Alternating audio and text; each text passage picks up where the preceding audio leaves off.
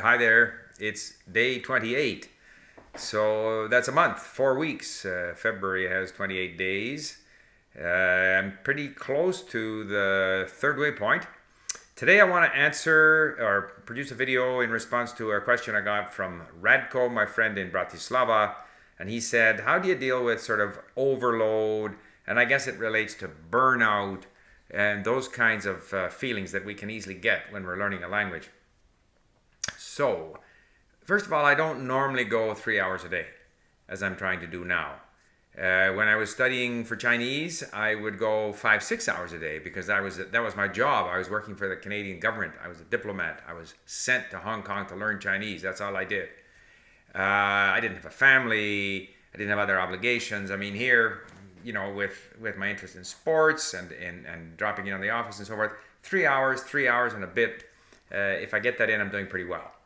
However, I mean, there are times when I sit down here with my handy dandy iPad and either I'm reading something or I'm listening to something or I'm going through the flashcards and it seems as if I'm not getting anywhere. And there are times when I say, oh, geez, I just don't want to do this anymore. Because it's a lot to spend, a lot of time, and you just don't notice the results sometimes. So what do you do? Well, a number of things. First of all, I try to vary my activities as much as possible. So I can read, I can listen, I can read and listen at the same time. I can do flashcards. I can listen to easy stuff, Asimil, certainly the first part of Asimil. I can read in a book. I can read on my iPad. I can read on the computer. I have my chats now with my via Skype with my tutors, which amounts to, I don't know, perhaps so far it's been about 3 to 4% of my activity. I'm going to step it up. So varying it is good. Another thing is I don't put unnecessary pressure on myself. Like I think I said at the beginning that I would attempt the TOPIK test of proficiency in Korean, language proficiency test.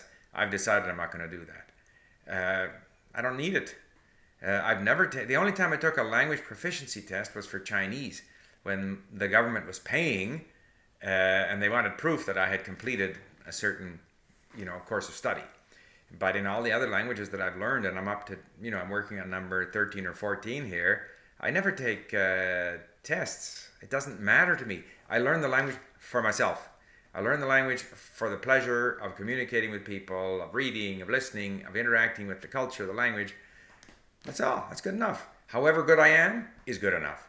So no pressure. Here in these 3 months, whatever I achieve, I will achieve. I will improve. There's no way I'm going to get worse. So if I improve, I'm happy. So I don't put this extra pressure. And I've seen people. In fact, the genesis of Link came from a guy, Chinese immigrant that we hired, who had a high score in TOEIC or TOEFL, one of those two. I think it was TOEIC, and whose English was terrible. And I've met lots of people here who have high scores on some of these proficiency tests and who don't speak very well. If I read the definition, for example, of this European Common Framework of Reference, of a C2, C1, B2, so forth. I mean, C2 is extremely high. A lot of people who claim to have passed these tests, C1, C2, I mean, they're not, when I listen to them, they're fine. They're okay, but they're not, they don't use the language as is described in these definitions. So, and the other thing too is like, in every language that I know, I'm going to be stronger in some aspects, stronger, and maybe in those aspects that matter the most to me. Maybe I listen and understand better, or I read better. Maybe I can communicate okay, but I make lots of grammatical mistakes. But maybe that's good enough for me. Maybe that's how I like my language to be. I don't want or need to be judged by a third party. So I don't put that pressure on myself. So I do what I like to do. I do it when I like to do it.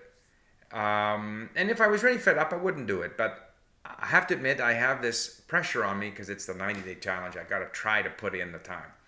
I know from experience that if I put in the time, I will see the results. So that's the other thing. I'm confident that if I just put in the time, I will get there. So I'm not, demanding of myself. Why aren't you doing better? None of that. So, and I try to get to, activities that are going to be enjoyable. At first, it's difficult. I have to admit, I'm still struggling to understand what I would call meaningful content in Korean, whereas non meaningful, artificial learner play content I can understand, but the real stuff, still very difficult. It's kind of frustrating. I keep hitting it day after day. But I don't mind because I know that the reward will be there, and the reward will be that I'm much better, not necessarily that I've achieved some tremendous, level. So, I think that's it. Don't put pressure on yourself. If you're really fed up, don't do it. Have a variety of different ways that you can interact with the language. Um, Basically, that's it. So, yeah, I haven't burned out yet.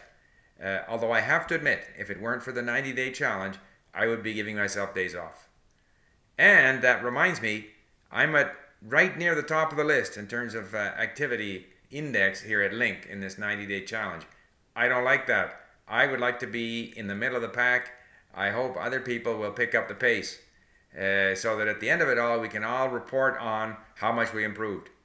So there you have it. That's my take on overload or burnout. I hope, Radko, this